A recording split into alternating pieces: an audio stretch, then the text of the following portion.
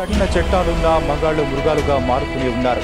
మహిళలపై और आपको बता दें इस वक्त बड़ी खबर ये आ रही है कि जिस लड़की को जिंदा जलाया गया था अस्पताल में उस लड़की ने दम तोड़ दिया है। इटावा में गिरने के बाद एक मासूम को जिंदा जला दिया गया था और खबर ये आ रही है कि जिस लड़की को कल शाम जलाया गया था आज सुबह उसकी मौत हो गई है। सबसे बड़ा सवाल अब इस वक्त ये कुछ खड़ा हो रहा है कि आखिर उसकी मौत के लिए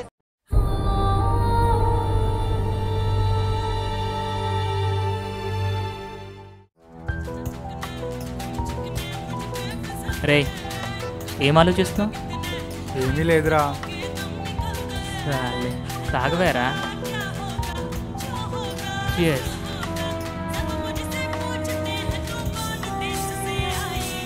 మస్తుంది కదా.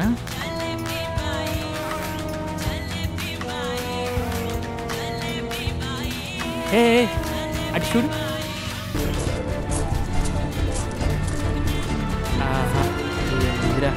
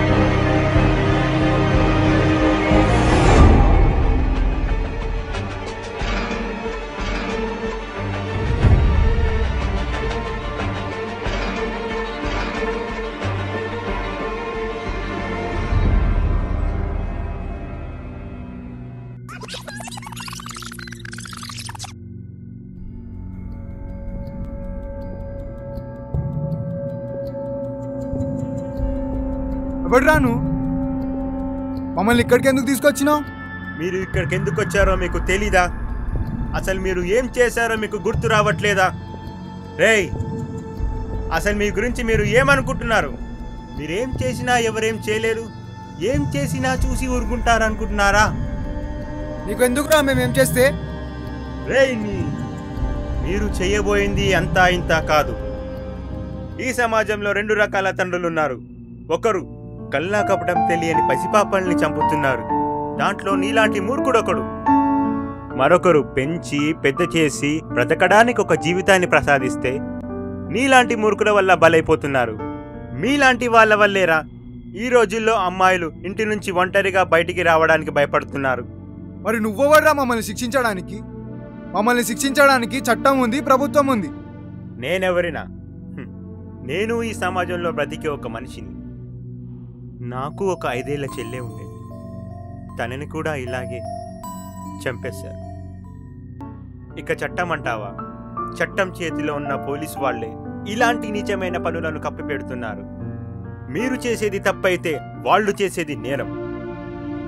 ఒకచోట 7 ఏళ్ల పాప, మరో చోట 12 ఏళ్ల పాప.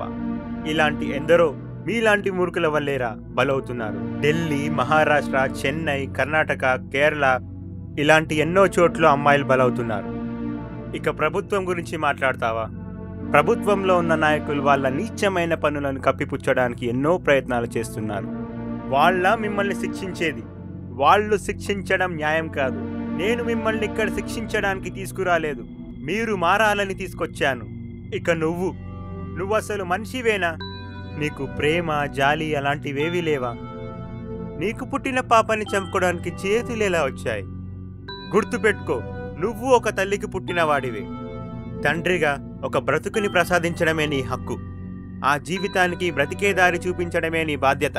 నీకు ఆ ప్రాణం తీసే హక్కు లేదు. ఒక ఇందిరాగాంధీ, కిరణ్ బేడి, సునీతా విలియమ్స్ మరెందరో మన దేశాన్ని గర్వపడేలా చేశారు. వాళ్ళందరూ కూడా అదే ఆడజాతికి చెందినవారు. ప్రతిరోజు న్యూస్ పేపర్లో వచ్చే చెత్త న్యూస్ మీలాంటి వాళ్ళ వల్లనే. దయచేసి మారండి. మీరు మారి మన సమాజాన్ని మార్చండి. ఇక మీరు మారతారనే నమ్మకంతో మిమ్మల్ని వదిలేస్తున్నాను.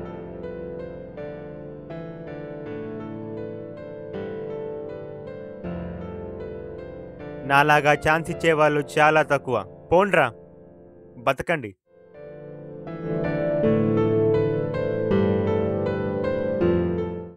ఆడపిల్లగా పుట్టాలంటే భయం, ఎక్కడ కడుపులోనే చంపేస్తారేమో అని. భూమిపై అడుగు మోపాలంటే భయం, ఎంతకి అమ్మేస్తారో అని.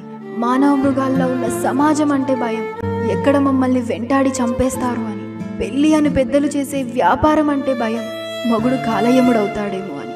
దీనికంటే అనిపిస్తుంది చచ్చిపోతే నయమని. ఇన్ని చేస్తున్నా నిస్సహాయంగా ఉన్నామంటే అది మాకు దేవుడిచ్చిన ఓర్పు సహనం వల్లే. అది మీకు ఇవ్వడం మర్చిపోయాడనిపిస్తుంది. చివరిగా నేను చెప్పాలనుకుంది ఒక్కటే, పశువుల్లా మారిన మగాళ్ళకి చేతులు జోడించి నమస్కరిస్తున్నాం. మమ్మల్ని బలి పశువుల్లా మార్చి హింసించకండి. ఎందుకంటే మీరు కూడా అమ్మ అనే ఆడదాని కడుపు నుంచే వచ్చారు. అమ్మతనం, అమ్మని గౌరవించే తత్వం ఉన్నవాళ్ళైతే మాపై అఘాయిత్యాలకు ఒడిగట్టరనే ఒక చిన్ని ఆశతో ప్రాధేయపడుతున్నాం. ఇట్లు విధి చేతిలో ఓడిన ఒక మహిళ.